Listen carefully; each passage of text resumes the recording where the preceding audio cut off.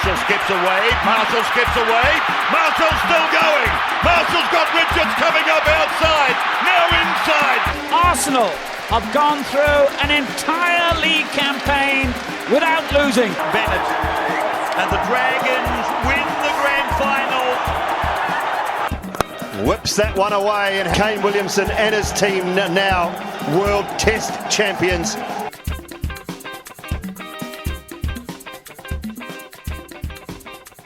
Ladies and gentlemen, welcome back to the TGIF podcast. Thank God it's footy. Back again for another week with the bro Nat. Nat, how was your week, my bro? Viewers and listeners, welcome back as always. Good to be back.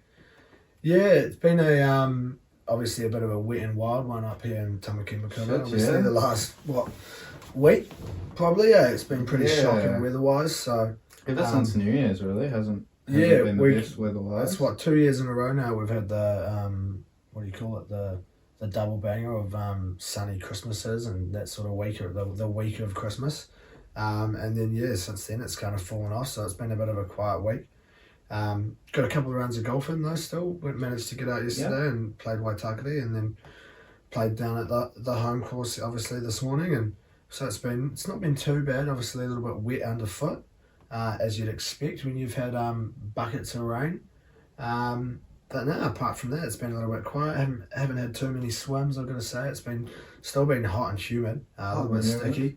Got a little dip in there the other day actually, a little bit of a wild one down at Taka Beach. It was a bit. I was going to say the wavy. The water might be a bit. Yeah, she's yucky. been a bit iffy, but I've had this theory where, and to be fair, my credentials, my stats, my information, my sources, probably not the best here, and it may not be correct, but I've been thinking that. Back in the day where you'd be swimming left, right and centre, and especially when it was a wavy day like that, you'd go down to Narrow and have a little dip and a little bit of a frolic around on the waves, and we always swam and we never got sick. And I swear that back in the day we didn't have a safe swim website that you could go on and check.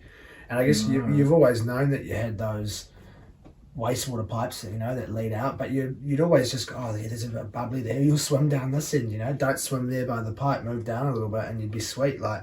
So had a little dip at Taka Beach, and I think we were well away from any pipes as such, Any runoff. so it was alright. But it's been pretty quiet. Obviously, what's the date today? We're the 12th, so we've got another couple of weeks for me off, maybe 2.5 more weeks off to go. So the lovely life of a teacher, I'm looking forward to a couple more weeks of just sort of being in cruise control. Yeah, I'm off to Sydney on Sunday, so possibly no episode next week unless we decide to do one over Zoom, but it's probably a bit too much admin for us at this stage.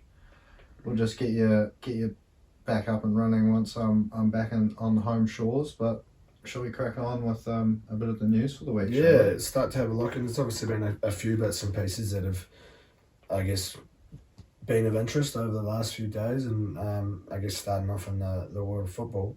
A big name over the last 10-15 years, club football, mostly club football, not as much international, but it's obviously very, very well known over in Great Britain, and that's the retirement of Gareth Bale, the brilliant footballer and golfer, as he'd like to be known as, I'm sure. Hanging up the boots. Yeah, golf, I guess. Do we see him on the Live Tour potentially in the next 6 to 18 months if he can sharpen up his game enough as a bit of a marquee signing? Who knows?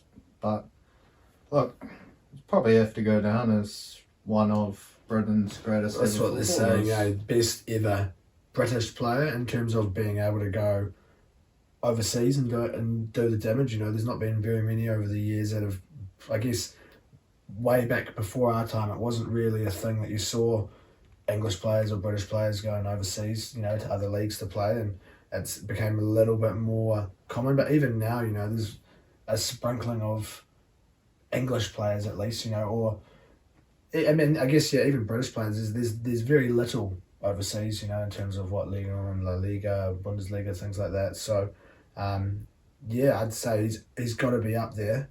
To go to a club like Real Madrid and have a legacy like that, you know, sort of what did he do with Wales? Where did they get to in the Euros? Was it semi-finals? Semis. Did they play semis against Portugal, or was it a quarter-final against Portugal? Wales Euro. Might have been a quarter-final there, but yeah, he's probably semi-final. Look, Semi, they beat Belgium in the quarter-final, yeah. all the way to the semi, And then so lost, that's- yeah. So and basically him and Hal Robson Cano single-handedly get them there, really. But Ramsey played well that yeah, tournament. I think he's He's probably got to go probably down. got to be better in terms of what he did on the pitch, impact-wise, I think, than anyone else that's gone overseas. Yeah, particularly from a British point of view. I mean, look, In terms of British players. you can argue for David Beckham, but I think his achievements are possibly more sort of off the pitch than on. But look, he definitely helped, revolutionise the worldwide, stardom of the game there, Bex. But Gareth Bale went over to Real Madrid, and look, it's mug for starting in that team. Oh shit, yeah, that's Let alone an awesome team over the years that he's been there. So look, and he obviously managed to. BBC, Bale, Benzema, and Cristiano. They 5 or 6 years there, they were tearing Europe up, along with MSN of Barca. It was kind of between those two as to which one was going to win the Champions League, win La Liga, and Bale managed to scoop up 5 Champions League medals and 3 La Ligas to go down with perhaps underrated for his exploits in the Premier League, 2 PFA Player of the Year awards. So he's dominated England and then went over to Spain and did it there. So yeah, good on him. And like you said, took Wales to a semi-final at the Euros. It's Do we see him out on the mean golf feat. course next, possibly? live tour. Watch Yeah, out. out there making a bit more money. Who knows? I know he's a pretty handy golfer. I don't know if he's. I think he's round about scratch. I think he's possibly Maybe a like few a bit positive possibly, one, positive. plus 1 or 2. Yeah, Like I'm sure he'd come down to Whitey's and I'm sure it's a low 60. yeah, something like that. On a shorter course down there.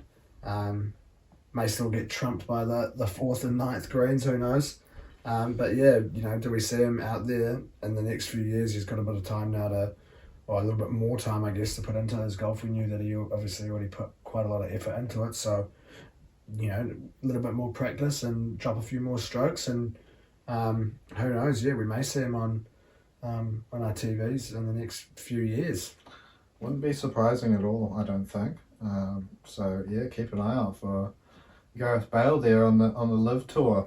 But in terms of a bit of footy news, Rugby League, big news out of the Bulldogs this week. They've managed to lock up their star of the future, Matty Burton, their star of today even. 5 more years he's been pegged in for, so awesome signing there. good news out of Canterbury. Yeah, really For good the news, I Doggies, think, yeah. for the Doggies. That I saw one of those predicted lineup things again today, and it's looking like a pretty awesome team. I've got to say, it's a tasty looking squad that they've got for next year. And Phil Gould working his magic once again, eh? yeah, I think locking him in for 5 years, we know what he's capable of, and I think he can be one of those players that they really revolve that team around. I think over the next few years to come, and for their sake, hopefully look to break that finals drought that they've been in for a wee while now. I don't know how many years it is. Must be 4 or 5 years. I don't know. Last time we saw the Doggies So make the top 8 there, but I'll have a little look.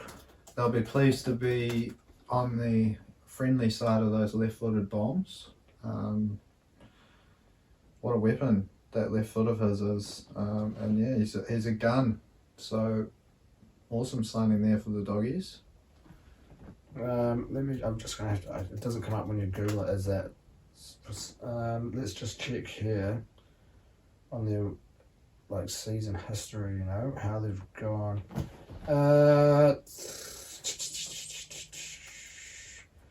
15th in 2020, they didn't make it in Bulldogs, 21. top 8. 2019,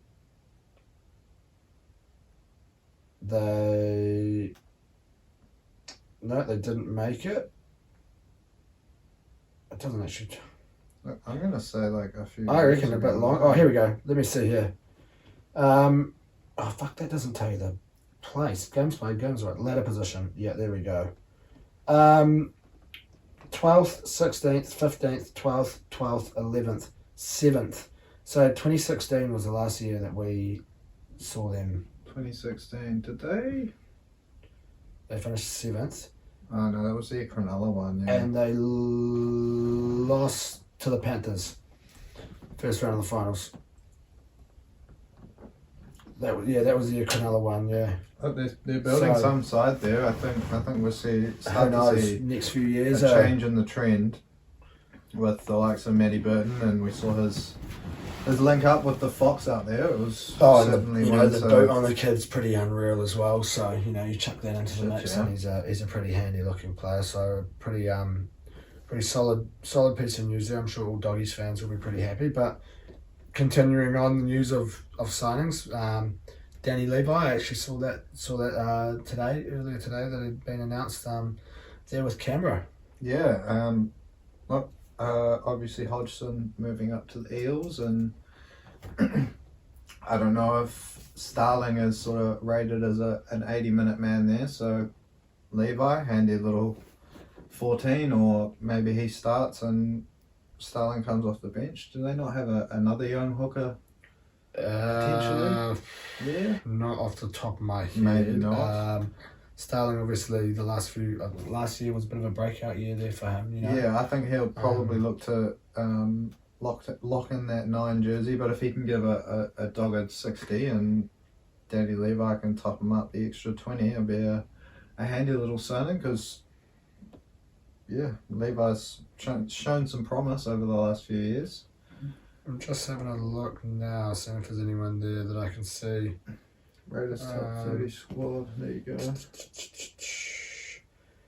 Danny Levi, Adrian Trevelyan. Our name doesn't necessarily ring a Don't bell. know if he's Oh, Zach Wolford. Yeah, you're right. Wolford, yeah. Yeah. Good young hooker. So They had a couple of real good games near that into last season. Danny Levi potentially looking to be a bit of a depth signing, but experience, I suppose, a little bit more than adds a than little the bit other more two. experience into the pack there, and obviously losing someone like Hodgson who's been around for quite a wee while now. He's a pretty experienced player, so it is a big loss. I don't know how Raiders fans will be feeling about that. I'm sure they'll be happy to add a little bit more depth into the pack there, especially in a position like hooker, where you do want someone who can hopefully last the 80, and I know that he can probably be used elsewhere as well. So Yeah, handy. I reckon. Well done Canberra there, but he might struggle for minutes at the 9 with the likes of Starling and Wolford there. But look, have you seen what's coming out of Brisbane with Selwyn, Colbo and Kevy? Just sort of back and forth. a little bit of dramas there, that's for sure. But Selwyn obviously coming out and saying some sort of dodgy comments on a podcast with someone. I'm not sure which podcast, but Selwyn, if you're listening, feel free to reach out and jump on this You're more than podcast. welcome, mate. Come along and clear the air a bit if you want. Absolutely. But look, seems that he kind of dogged Kevy out, but since come out and posted some Instagram stories and cleared the air with Kevy. So interesting to see what comes of it, whether he settles down and has a long-term future up in Brisbane. I'm sure he will.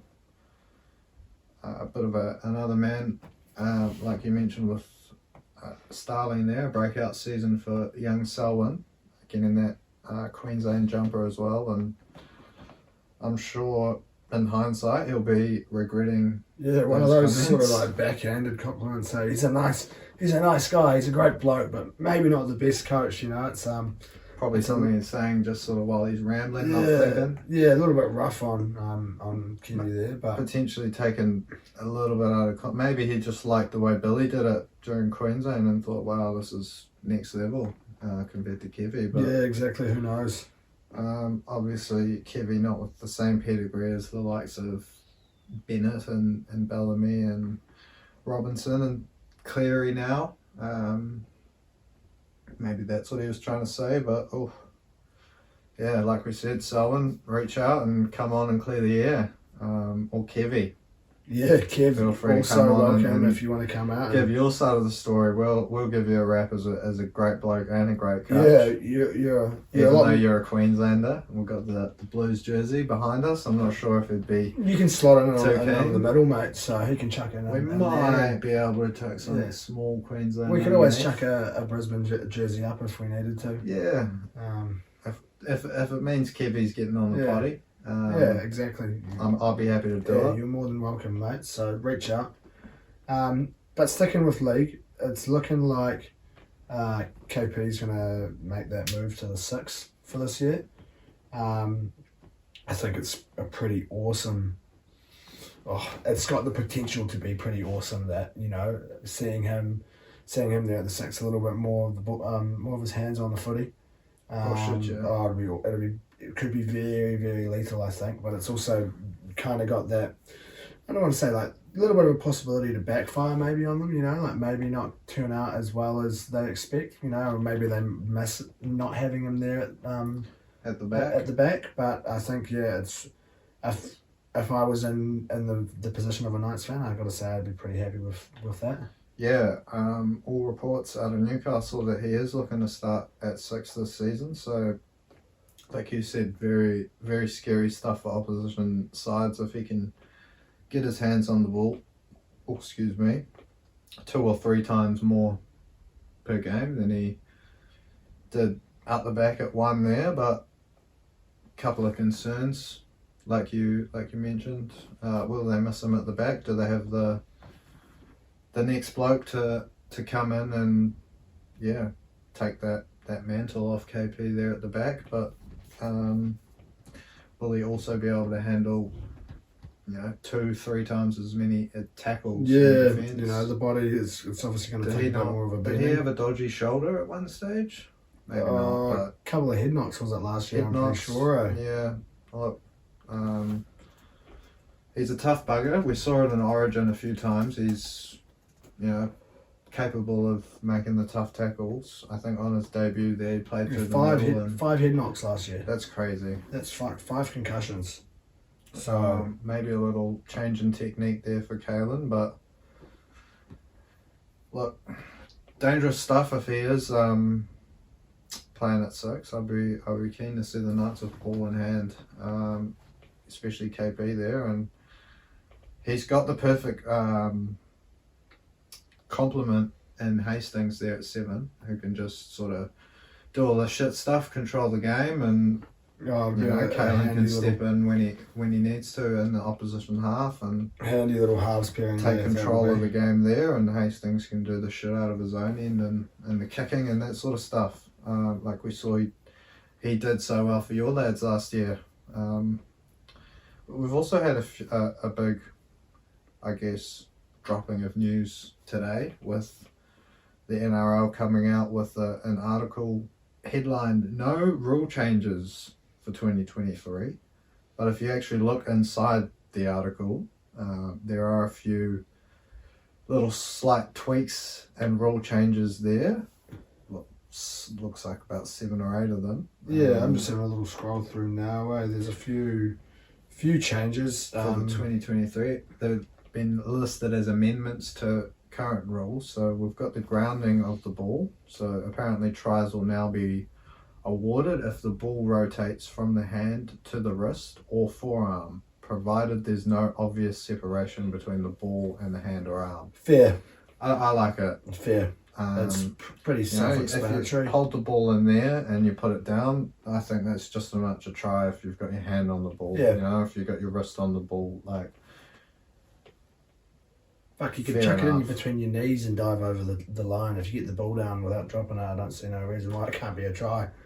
As long as you're not knocking the ball on. Yeah, it's. I think that's pretty Fair fair rule there. Now we've also had a slight change there with the 18th player. Now it says here the number of failed HIA assessments, HIAs, will be reduced from 3 to 2 to trigger the activation for the 18th player. It means there's a little bit more flexibility on those clubs that do lose lots of players. Fair. Again, I like that. Again. I like it. Yeah, it's a good. good one. It's, 2 from 2 NRL. yeah, too many head knocks, and there's too many teams that end up in positions where you've had a couple of players go off, but then that third fella's gone off without an HIA, and you don't get the replacement, and it's a little bit rough, I think. Yeah, look, I think even if it happens in the first half, it could even be taken down to 1, something like that. Look, it's you got your four-man bench, 8, 10 interchanges, 10 I think. I believe. 10 interchanges, so you're planning obviously to rotate them, and injuries do happen, but an HIA, it's one of those ones where the player would probably look to be keen to be getting back out there, I guess, more often than not, but maybe there's a bit of a change in the current class of NRL players. But I know in years gone by, a head knock, you go off, get it stitched up, and you'd be back on, in the next set of interchanges. So yeah, look, to be fair, I think it could be reduced to 1, just to allow that 18th man to come in and join the rotation, rather than clubs trying to play tricks with the HIAs there. But yeah, 3 down to 2, it's moving in the right direction. Yep. I like it. Now the next one, intervention of the bunker in foul play. So the bunker now may only intervene for acts of foul play which it deems to be reportable. The change will ensure fewer needless stoppages while also confirming a firmer process around foul play intervention. To be fair, it's okay. I know a lot of people have been upset with the amount of stoppages that we had and pullbacks for things that might have happened further down the field, but I also think, if you are giving away a penalty and the ref misses it, it's probably one of those things maybe you do at the end of the day deserve to get called up for it. But no, see, I like it. If it quickens the games up, that's always a good thing. Quick game's a good game. We don't want to spend too much time looking at fucking replays and all of that. And that's what's the nice thing about watching. You want to have the correct decisions. Is you don't have to have all this time wasting, or you don't want ball out of play. With scrums and lineouts and things like that. I guess that's always been one of those arguments I've given for why I'm league over union. And we don't want to have to be wasting time going up to the bunker for stupid things, I think. So I think if that's the case, then I'm 3 for 3. They're pretty light on what they deem reportable these days. There's a few things, even everyone always casts their mind back to Magic Round there with the sin bins and send-offs, but a lot more gets put on report these days, I reckon, than certainly used to. So still probably see a fair few stoppages for those high shots they might miss, but yeah, good to see.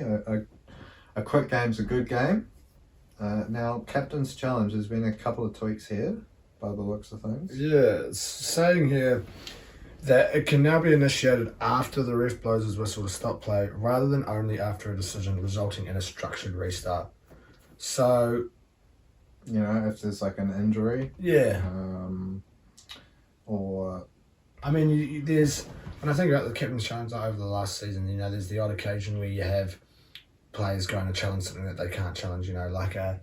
I can see, what have you got down here that are still... Forward passes, there's been things, in the ruck, like it says there, ruck infringements relating to play the ball speed. You still get the odd player challenging not the wrong thing, but things that can't be challenged, To be fair, I don't know how much this is. What does it say there as well? A challenge can be made following the final play in each half, provided the referee is not already called half or full time. Yeah, I like that. Changes will add further clarity for fans, broadcasters, clubs. Yeah, I think it's good. It doesn't. I don't see too much of a change really though. If you already understood what the captain's challenge was, I guess Yeah. it doesn't really. That one there, you might want to have to go and have a little relook at yourself. I don't know if I've really explained that the best there, but it is.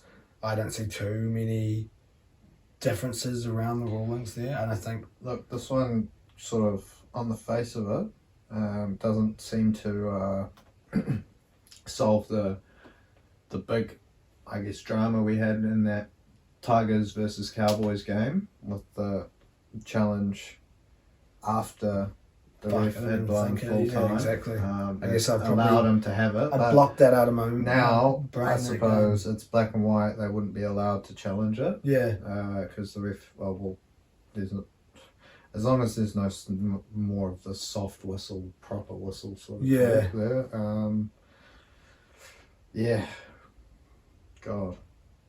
What does it say here next? Offside infringements at scrums. A full penalty will be awarded rather than a set restart for offside scrum infringements by the defensive team anywhere on the field. Yep. Yeah, because we saw a lot of teams just rushing out after scrums, giving away that 6 again, knowing Knowing that they could get the full defensive line. Return the option. Yeah, no, I do like that. I didn't really read that. One of those, you read the first bit and then you kind of just jump to your conclusion. I didn't read the full question. It'll stop a bit of that scrum bullshit that we saw last year with the defensive teams there just literally being bang right on the advantage line as the players pass it off, so that nothing happens off those scrum moves. But this is a good one. Gives them the opportunity to either take the two or bang it 20-30 metres downfield and start another set, or take the scrum again if it's in that 10 metre zone and they're looking for the try or whatever. And then another one, any team that deliberately locks the ball in the back of the scrum to trap defenders in that offside position will also be penalised. So I guess, no number 8 play. Yeah. Keeping the ball in between your feet like you see in Union and getting that drive on. We saw a few teams do it to get those 6 agains locked in, I suppose, last year, but that will now be punishable. I think I like that. To see. Yeah, I think that's another one there that I agree with. Stop the mind games. Like, that's the good thing about rugby league scrums is it's backs against backs. Don't try and get dodgy advantages by holding the ball in and trapping them offside or rushing up offside or whatever. So it's good that there's that clarification let the backs in terms take of the the backs rules. on. 10 metre compliance in general play. Active defenders must have both feet in line or behind the referee when setting the 10 metre defensive line.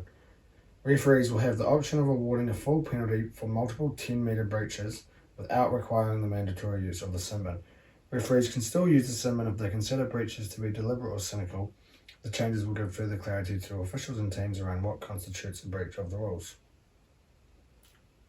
To be fair, I mean, it just allows offensive teams that extra half a yard rather than what we've seen in previous years is they have their starting foot behind with the referee and then their leading foot, I guess, half a yard, so they're technically only 9.5 back, I guess, on most occasions. Yeah. Guess it gives it a little bit more for the ref to be aware of, and yeah, I mean, as long as he can keep a track of it, it'll be a tough one to keep track of, I suppose, but look, sounds good to me. Yeah. And then the last one they've got here, looking at the completed tackles, adjudication of completed tackles. Referees will issue a single call of held, release when a tackle is complete, rather than the separate calls of held and release. So wait, a single call of held. So what's he going to say? Held, release. and instead of held and released. The change will address unnecessary slowing of the playbook. So you can say release instead of held, which is like. But okay, I'm just guessing listen to because the you ref. go held, release like that, right? It's like held, and then they like, they just don't like release them, and then the ref. Well, yeah, has to that's what I'm tell saying. them to So release. now it'll be held, release, just like that. Boom, I'm guessing. Or it'll just be held, and then that means like you have to get off them now. Yeah, but why That's do you time to reckon play they've the got the old fucking Or slash he there? can just say release, rather than saying held. held or release. So if you've got the guy and you're dragging him towards the touchline Yeah. or whatever, he says release, like Yeah, possibly, I don't know. who knows? That another one there that you may. You need might to have go, to you might have to see it in action. Actually, I reckon that one. Or Yeah, well, there's no other. perhaps we can look to reach out to Graham Annesley and see if he's willing to come on the pod after Selwyn and Kiwi to come and explain these a bit better. But yeah, I guess they are. There are a couple of news changes. Yeah, you're gonna have to wait and see them in action. Obviously, I think it sounds pretty good on the face of it. Yeah. We'll have to wait and see, like you said. see what the changes do and how they implicate the game. But basically, looking at a faster pace of play and less stoppages, which is something I'm pretty happy with. So yeah, on a whole, it looks good, I think. Now, obviously, this is the part of the time in the episode where we start to have a little look at how we've gone in terms of our accountability and in terms of our betting. Now, you've got a little bit of a plan, a little bit of an idea about how you want to change things up as we move on, and the stage is yours. You can have a little bit of a blurb here about how we want to be doing things now. Yeah, look, bit of a new era. Instead of just sort of providing random tips and claiming them when they win, we'll both start off with $100, and we'll put, I don't know, however many you feel like. I'd say anywhere between 3 and 5, and maybe once the NRL's back on, we can do 5 and 10 or whatever. Yeah.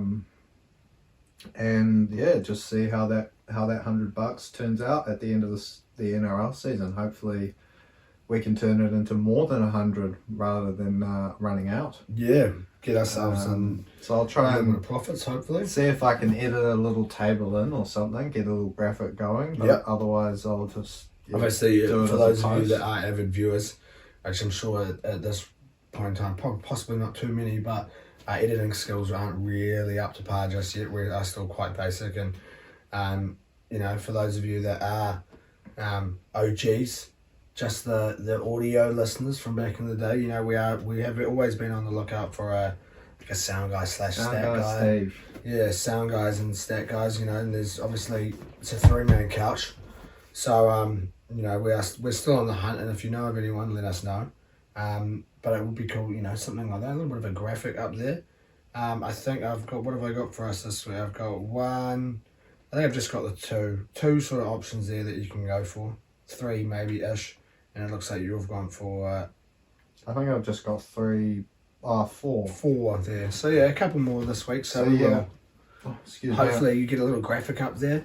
I'm already $1 down to $99 after look, the arse last week, my tip was they'd be winning at half-time, winning at full-time, and win to 0. We won to 0, we were winning at full-time, but just not the best first What did I half have there for? Did I chuck one I in there? don't know if you had one for the Oxford game, because it was a little bit early on. Yeah, I possibly Go on did. the Google Google try, Docs, yeah. see if you can... I'll have a little look, see how we went. I don't think I did. I think you might be right.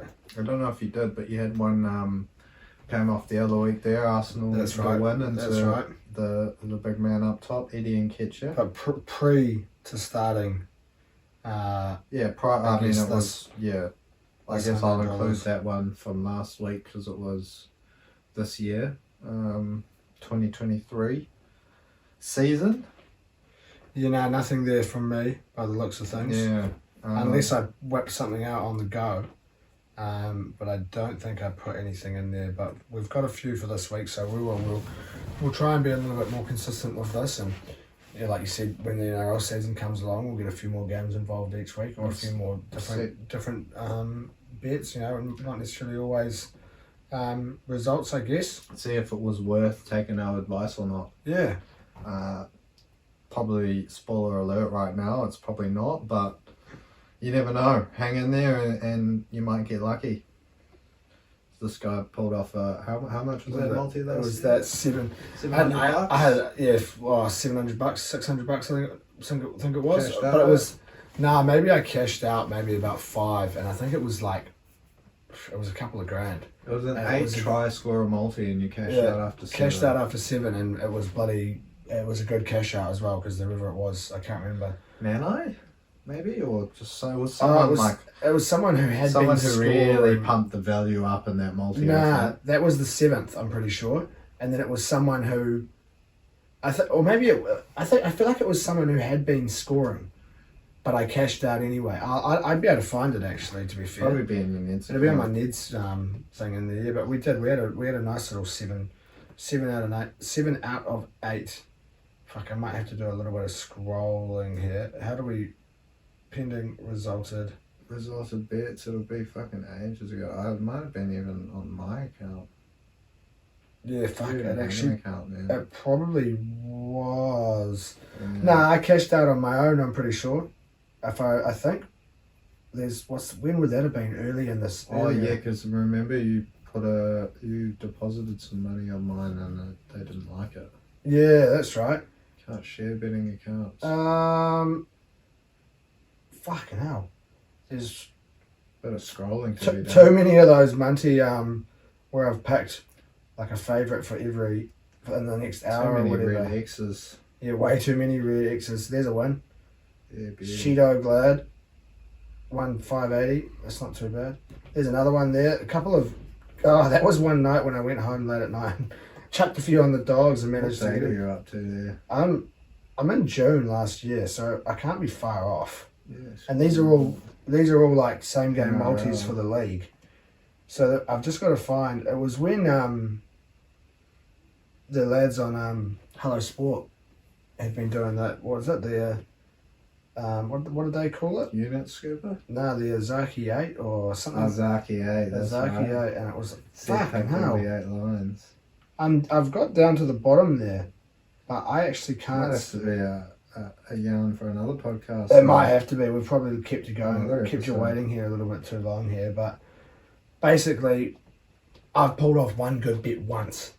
So you said, spoiler alert, probably not the best to go for. Oh, there you go. That's There you go. Nia Kore. Well, you were right. Nia Kore was so it was Murray Talangi, Alex Johnston, Tupanua, so he added in a bit of value there. Yeah. Herbie Farnworth, Garrick, Taylor May, Mulatalo, and then Nia Kore up against the doggies. Didn't score. Didn't score. Cashed it out at $409, but it could have got you 1, 3. Is it the 2,000. odds or is it the so cashed it out at about 200? Yeah, no, that's what I would have got. That's what I would have got paid out, eh? I'm Yeah. pretty sure. Yeah. So fuck, not bad. And there you go, withdrawal $390. So Tasty. 12th of June 2022. There you go. It's the look out for that there. That'll be possibly the time of the year when we're going to pull something out. So about 6 months away. Load So up big, but yeah, save your pennies from now. hold tight, and we'll give you a nice big try scorer multi or a goal scorer multi or a Put the house on it responsibly. yeah, exactly.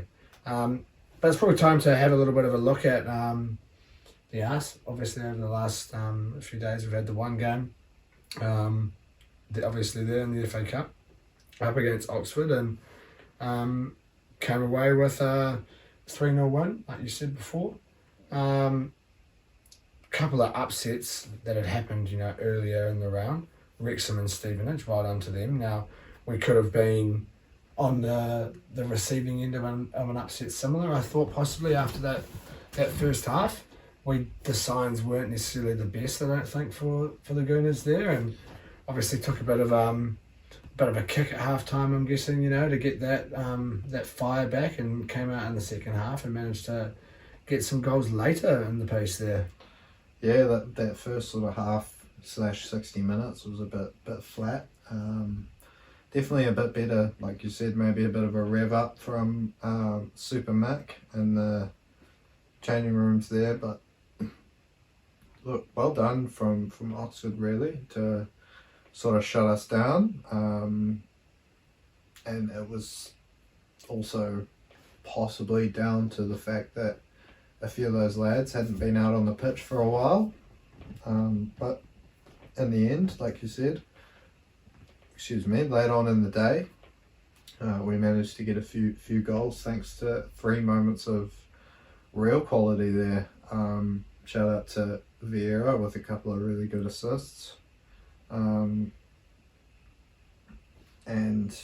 Martinelli with another really good assist, and then Eddie bagging himself a couple of awesome goals. to see a couple more goals for him. Good to see Al Nini as Super well. Mo as well, yeah. Getting I thought a header there. Yeah, good to see him get the goal, especially after, at least from what I saw of Lukonga, I thought he was a little bit off Yeah, this game, which look, was you can a bit rough to see. possibly excuse that sort of match fitness, sharpness sort of stuff, and it was maybe one of those games where he might not have been as switched on as a Premier League tie or whatever, but yeah. I just thought a couple of moments where he didn't really look up to Underwhelming, I his best. suppose. Underwhelming. And you saw 2 days prior or a day before that, Patino, obviously out on loan there at Blackpool, pulling the strings there for them, and I can't remember who it was that they bet, but it was a bit of an upset, I believe. There's been a few. Blackpool, pretty sure he got like an assist, 2 assists maybe. Oh, Blackpool FC.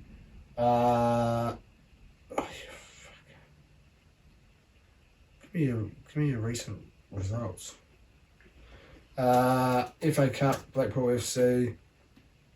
Yeah, 4-1 up against Nottingham Forest. Oof. Pretty sure 2 assists. I think he had the most aerial duels one, and he's not a big fella, so it's one of obviously he's got that drive, he's got that passion, the ability obviously to be able to get up for some of those duels there.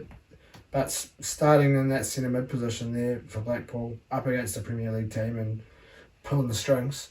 Good signs. Good signs for us, but knowing that he's out there on loan, I'm sure that might be maybe creeping up on him a little bit there, and he might be starting to get a little bit worried about what next year may have entailed if these performances continue.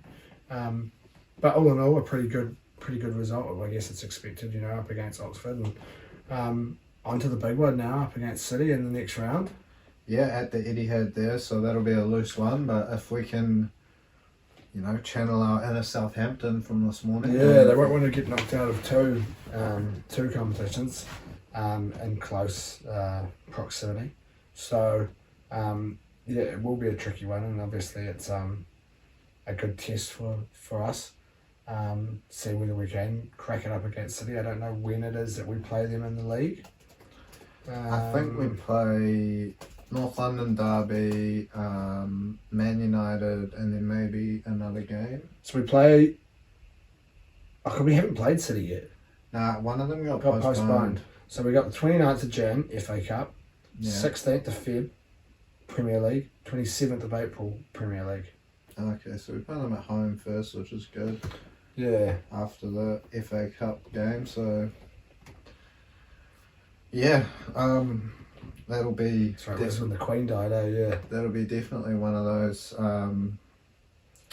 big games, but in terms of big games, I don't think they come any bigger. Not much bigger than what we've got coming up. For an Arsenal fan, away at the home of our biggest rivals there, the North London Derby up against the Tottenham Hotspur. So it was a big loss in the corresponding fixture last year, so a big chance for the lads to show their progress from last year and kick on with that title, get back on track with that title challenge. A little bit of a hiccup at home against Newcastle. I thought we played pretty well. We were definitely the better of the two sides, but disappointing not to get the 3 points there, but we'll take the clean sheet, I suppose. And Spurs have sort of after a bit of a shaky start to the season performance-wise, they've started to come good of late, especially their main man, Harry Kane. He's been bagging the goals in for fun. I think since he's returned from the World Cup, especially, he's been... I think if you don't have Haaland involved, you've... Obviously, he's unreal with his goals, but, Kane has had one of those seasons as well, I think, where he's scoring goals, like you said, for fun. It's I know he's at 15 goals already. He's probably also got like 10 assists. Yeah, so he's, what he brings to Tottenham is pretty unreal. He's a crazy player, but look, to be honest, form never really plays too much of a part in these ones. Not really in these games. It's always a very tough place to go and get any points for us lately over the last 10 years. I don't know if we've done too well over particularly their new stadium, but I think there's two. This is like it's slightly different this time around, obviously being at the top of the table. I think that both helps and hinders us. I think it helps in terms of the confidence and knowing that we are above them, but that whole sort of attitude of Spurs maybe going, well, we've got nothing to lose here, we're expected to lose, let's go out there and give it to them. We know what Kane can do, we know how much of an impact he can have, so who knows. I like to think that we take the win in this one, but I do think it's going to be still a trickier game than what we might like to hope for. But I think if we can get like an early chance, like one away early on, then I don't see any reason why we can't go on and sort of solidify it from there and take the win. But I think it's going to be down to who starts off the best. So whoever can get a foothold into that game early on, I think will be the team that hopefully comes away with that 3 points and hopefully be us. Yeah, look, I think our style is probably... it's one of the best suited to beating this style that Tottenham, certainly in the big games, come up with. They try and see out and nil all at half time and then just treat the second half as the game. But I think our style is well and truly suited to sort of go and break them down. And look, if we can, like you said, make a really good start to the game, We've been praised for that lately, the way that Arteta, I guess, revs us up for the start of halves and the way we've been, just coming out the blocks. You saw it against Brighton, we scored really early, and you look back at Arsenal games, apart from Oxford, we often, get a few shots off, a few chances created in that first 10-15 minutes. So if we can do that, pull off, a couple of chances early, make sure we're, switched on. I'm sure the boys will be. They know that there's nothing better than beating that lot, especially if they can go and do it on their patch. So, it might be tougher for them to pull off one of those famous comebacks that they've been doing lately. They seem to be going a goal or two down and then coming back to win 2-1 or draw 2-2 or win 3-2 or whatever it is. But like you said, if we can start well, I think it bodes really well to going on and coming away with 3 points. But we know that Harry Kane is in really good form and he loves a North London derby goal, so we're probably going to have to go and score at least a couple to win this one, I reckon. It'll be I've chucked him in my bet for the week for that exact reason. No, he does. He loves a North London derby goal. He's scoring goals for fun. And I think he's one of those players, kind of one of the only players in that Tottenham team that has the... I was going to say bottled, and I don't know if bottle's the right word to use with a Spurs player. But he's got that X factor, that ability to score in those big games. And well, it's not a final; it's a North London derby. So he's, I think he famously, struggles a bit in those semi-finals and finals. But he's he'll relish this. So he loves those Premier League games, and it doesn't matter who he comes up against in the Premier League. He's scoring goals and loving life, I suppose. And with however many fans they can cram in there, they won't be letting too many Gooners get tickets to this one. I'm sure. Yeah, there won't be too many in red there. Especially with the way we've been playing, they'll be wanting to keep us quite quiet, and a stadium full of nutty yids cheering him on. I'm sure he'll be well and truly feeling on top of the world if he can, especially score a goal. It'll be scary signs. I had to chuck him in there. So I've gone the Arse to get the win. Yep.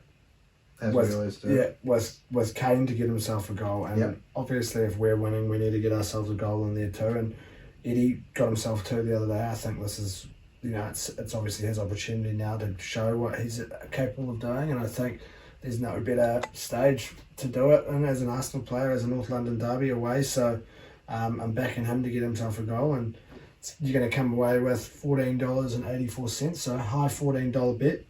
$15 we'll call it. We can round up to 15 pretty much. I didn't want to go too specific. I thought chuck a couple of goal scorers in there and chuck the win in there and you're away. So that's me for this week, the first official bet of the new format. Yeah, I like it. Apart from the Kane goal, but it's probably inevitable, isn't it? I've also gone for Arsenal to win. I've gone for Saka to get himself a goal. He's loves these North London derbies. I think he's scored a couple of goals already in them, and he's having another great season where he keeps improving. So another chance for him to further seal his name in Arsenal folklore with a goal away at Tottenham there. And I've also gone for Eddie to score, just as a plain, by itself on the side, as you do when you go out to eat. Sometimes you order a few side dishes. I've ordered Eddie to score as one of those side dishes. Yep. And my second main, Arsenal to win 2-1, the correct score bet. It's going to get you $8.50. So they all sort of play into each other. If Arsenal win, Saka scores, and Eddie scores, and it's 2-1, you're going to come away with around about $16-17. But you've also sort of you've got those options. Side dishes, you've got those things you can. I'm often quite. You can have it be a little bit wrong. You can have it be. I'm often apprehensive about what you order. We went out to that bloody Korean place last week, but I went out to Genghis Khan the other day. Shout out to Genghis Khan. Shout out to any of those or any buffet really in general. I'm a big advocate for, something that you can go out there and all you can eat. If you get, especially if you're choosing your sauces. Sauce is the best thing. But if you get yourself a meal of some sort, middle of the day, early morning, whenever you're choosing to eat, but get yourself something to seal the stomach, open it, prepare the room, and then you hunger yourself. I don't know if scientifically that's correct or the best way to do it, but fuck, it seems to work. Get yourself involved in your Genghis Khans and those places, and there's no room for apprehensiveness. It's all up to you. If you come back and you don't like it, either A, tough luck, B, you chow down on it and you can go in there for round 2. But 3, it's all on you at the end of the day. You can't be disappointed. You can go and try that other thing that you were keen on. But if you go to let's say your Lone Stars, your Denny's, your more run-of-the-mill type restaurants, nothing too fancy obviously, but your more run-of-the-mill establishments, and you get to the menu and you see 3 things that you like, I'm quite often, that's why I'm stick with what you know, because you know that you're not going to go wrong, and you don't want to get something. Can't pick up and get 3 mains. Have regrets later on. But when it comes to your betting, you can get a couple of mains and a side involved. So I like it. You probably could do 2 mains at Denny's, to be fair. I reckon I could probably smash 2 mains at Denny's depending on the hunger levels. Like I think portion sizes probably maybe not as big as maybe what you'd be expecting. Probably not as big as an American Denny's, I can imagine. But I think I could smash 2, an eggs Benny and that meat skillet. Yeah. I've had a meat skillet from there before. It wasn't too bad. I think you go on with a hungry stomach, you could definitely smash away 2 mains. I've seen you put away, 5, 6, 7 plates at Genghis. I was pretty easily. I was on poor form the other day. To be fair, poor form. I only managed, I think, 2 or 3 plates and a couple of sets of pancakes involved in there, as well. But you don't want to be heading out the door too bloated. You don't want to be heading out the door with your button popping off your pants, your trousers. You don't really want to be doing the old tack with the regrets. the old tack chunnies. You want it to be. To be fair, it was about 11:30 and I could have gone in for another plate. A couple of hours later, I was ready to eat again. So possibly not the most filling food, but it was a good one at that. But enough about Genghis Khan. Enough about food. It's making me hungry, making my tummy rumble. And we've still got a little bit more sport to chat about. And obviously, you look outside, you may not know it, but it is summer, which means we do have cricket. Obviously not here on our home shores, but over in Pakistan, the Black Caps have been still going hard. And there's been obviously the end of that test has occurred since then. Yeah, since last week we had the where were we? About at the end of day 3 there. So look, day 4, Blundell and Bracewell there getting, I think it was 50s apiece. To sort of swing the game back in our favour, and then Saudi and Ish both taking a wicket apiece to start day 5 off, 2 wickets down, no runs for the Pakistanis, and the day started out alright, picking up another 3 wickets there in the first session, but it was those same 2 from the other test there, Sarfaraz and Shakil with from the first innings. From that first innings, with another 100-run partnership. Yeah. Well, I think Sarfaraz has got 4 consecutive 50s, so that's a 50 in every innings against us. That was sort of the partnership that did us in the end. We did manage to bounce back and snag another few wickets, but ended up 1 short in the end, and it was a bit of a shame because they were only 15 runs short too, and play was called off 3 overs early with bad light. Pretty gutting for both sides, I reckon. And not both of them a chance to get the win there. Yeah, both of them were pretty cut about that one. I know they but just said you're only allowed to bowl spin due to the light. But I don't know. Leaves the argument. Surely they can get the lights on to make sure they reach that. At least those final 3 overs with both sides. Yeah, with the result in the grasp of their fingers, I suppose. There with 1 wicket or 15 runs to do the job. It wasn't as if they were 7 down, 100 runs short with 3 overs to go. You'd hope that they'd be able to like stretch that. it out. It's a bit rough, I think, but Set it up 0-0 in series draw. So a bit boring, to be fair, in the end. 10 days of Test cricket for nothing. Yeah. For both sides. A few hundreds involved and a few wickets, but no results. But onto the 1 days, which, that batted first there in the first ODI and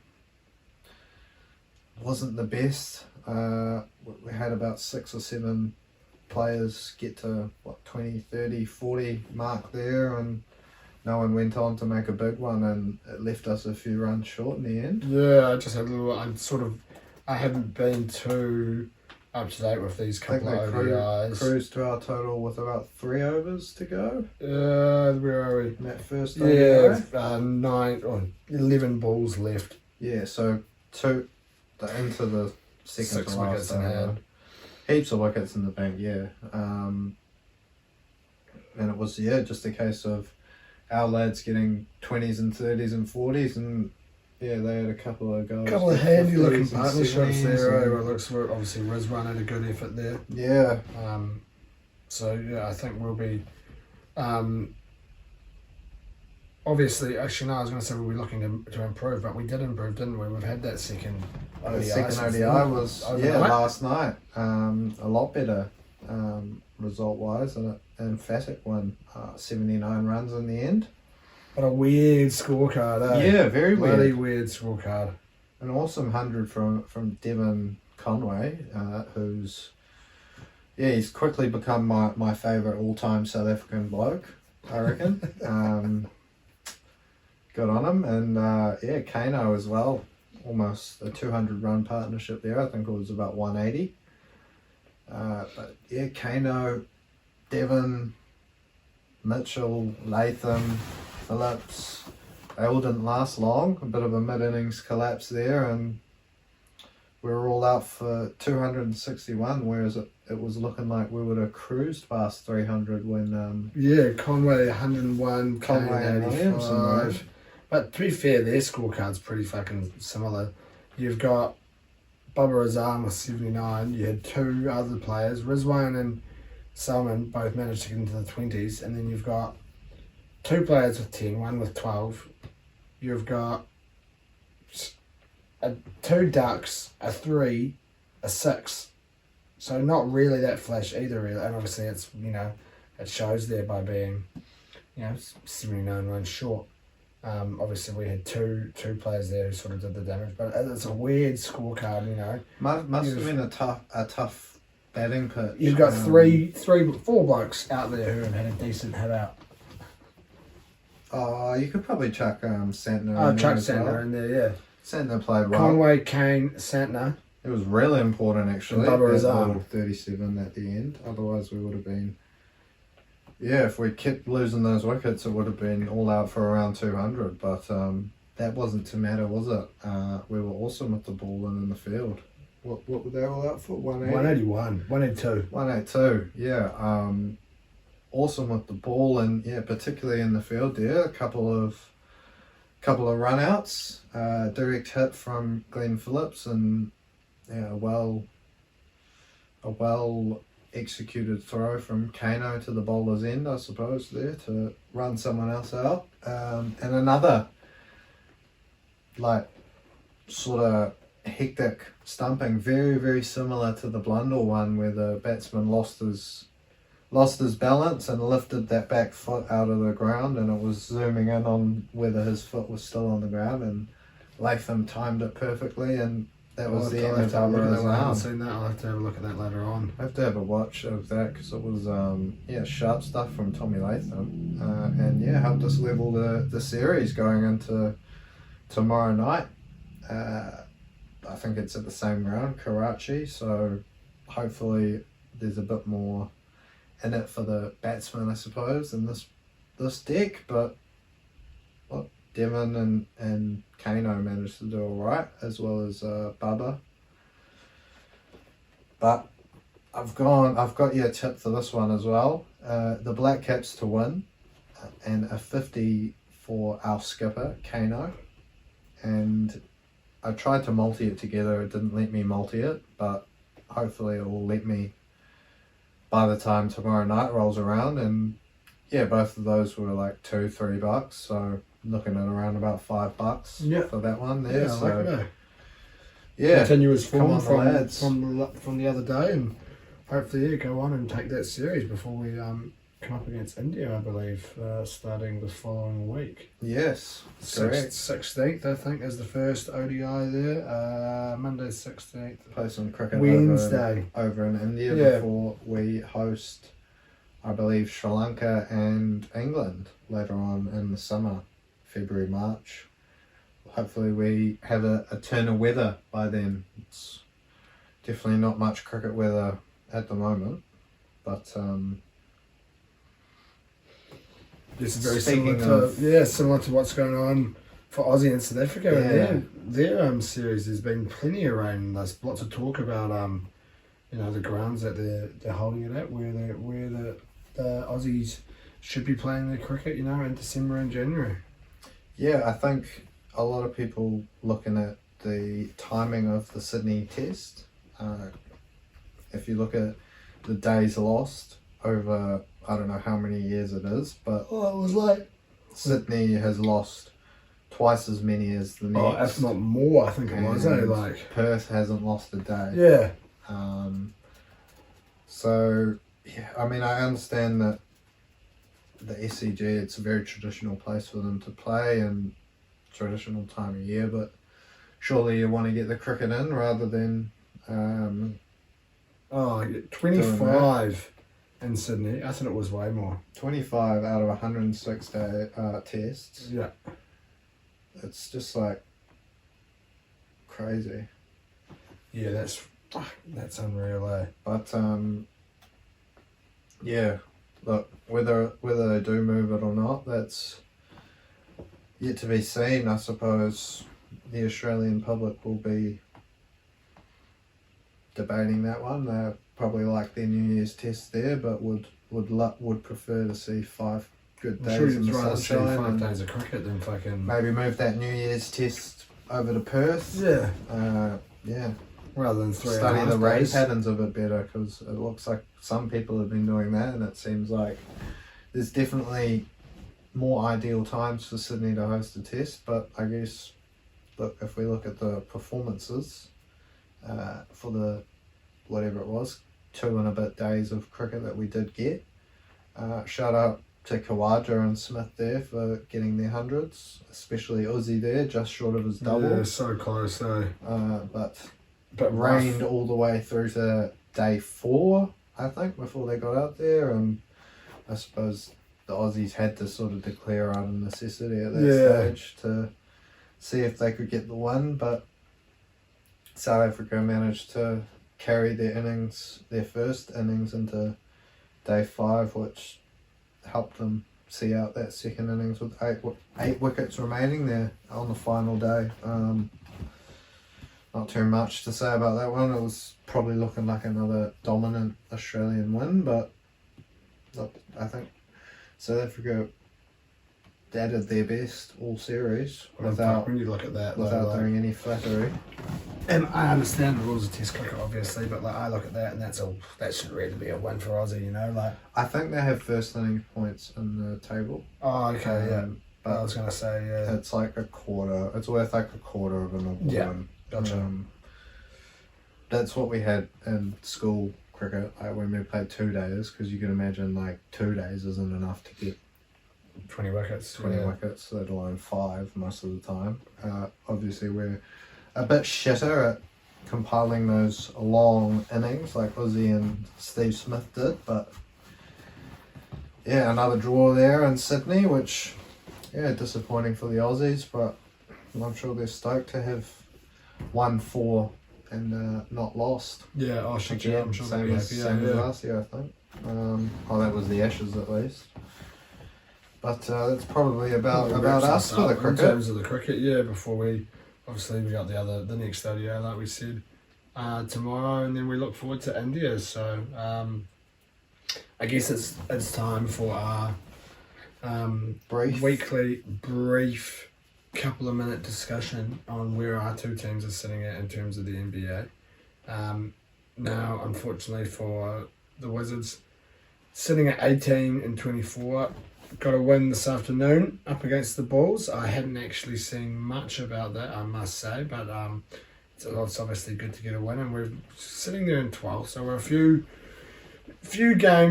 places behind the play-ins. A couple games behind the play-ins. So couple of games behind the play-ins. A So good week in the NBA, it's all it takes. everything can change, yeah, exactly. You were looking at a 10-0 loss streak. I think you're now sitting at like 6-4 or 7-3 in your last 10, Which is a lot better, yeah. So the form lines are definitely on your side, but the NBA, who'd want to be picking that game by game, eh? Yeah, you But wouldn't catch me doing too many bets in the NBA, yeah. it's tough. Tough for a casual viewer like ourselves. But look, the Knicks doing slightly better than the Wizards there, sitting at 23 and 19 after a win up against the Pacers this afternoon. So I guess that puts us into 7th, just ahead of Miami, I think, there. Yeah, and 6th. In 6th. In 6th, just The ahead of table the sets. Pacers. Or are we even with the Pacers? Mm, Same record, 23-19. same record, yeah. So ahead of them on alphabetical order.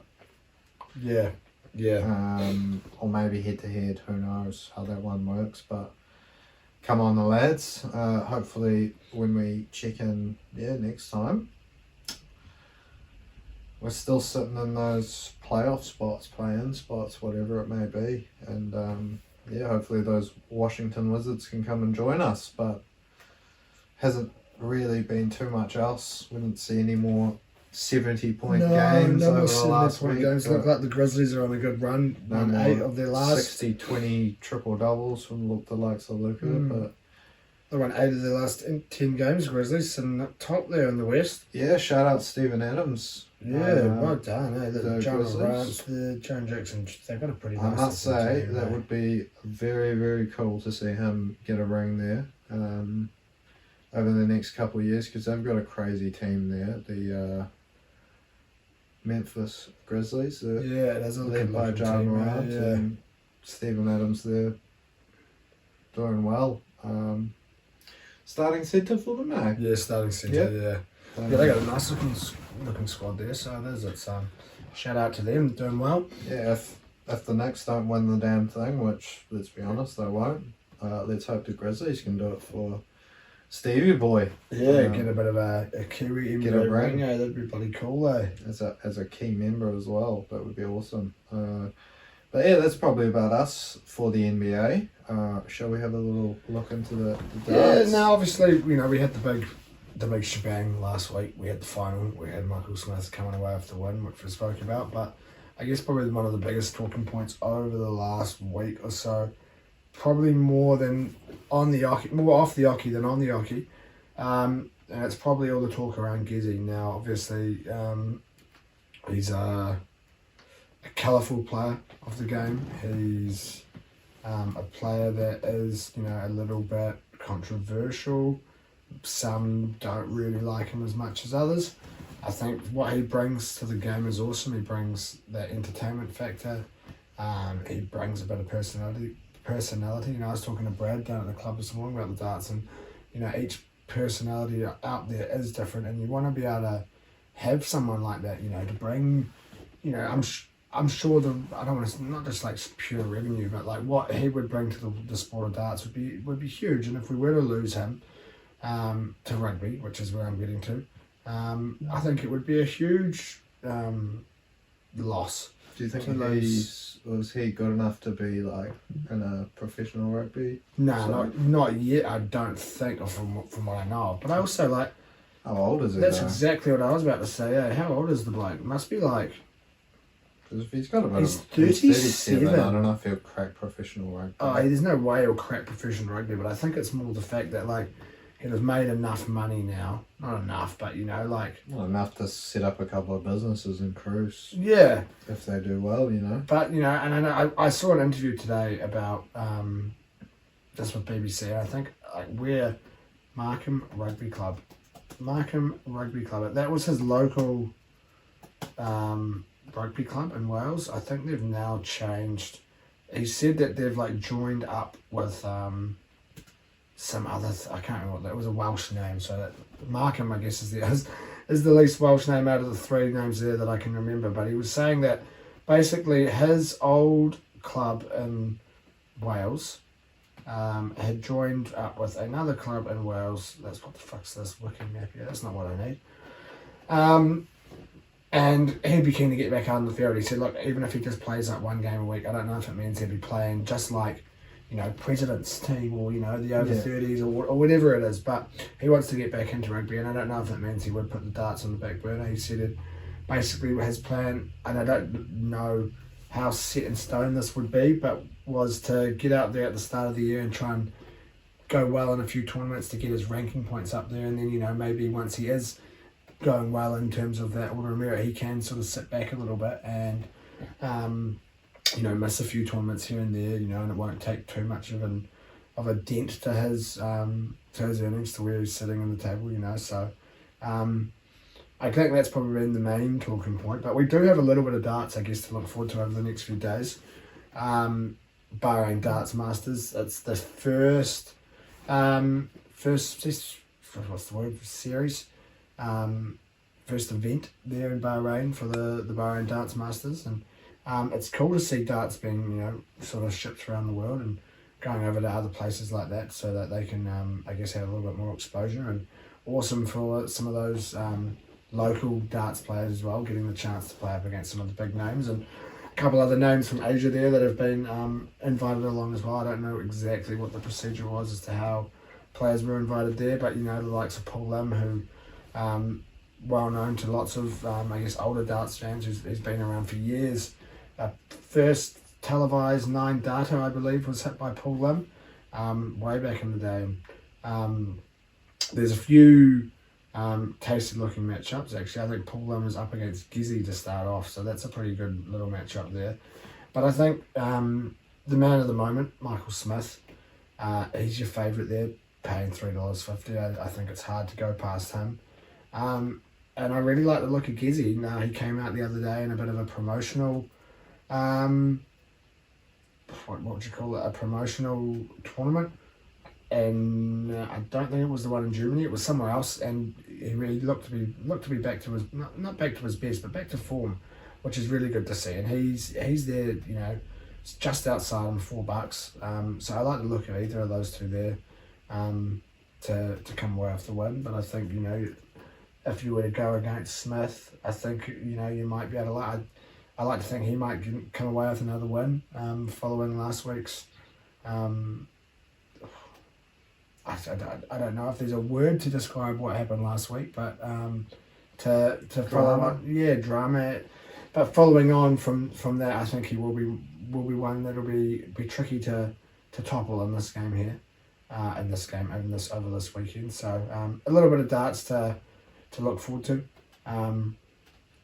But I guess that probably wraps it up for this week for us.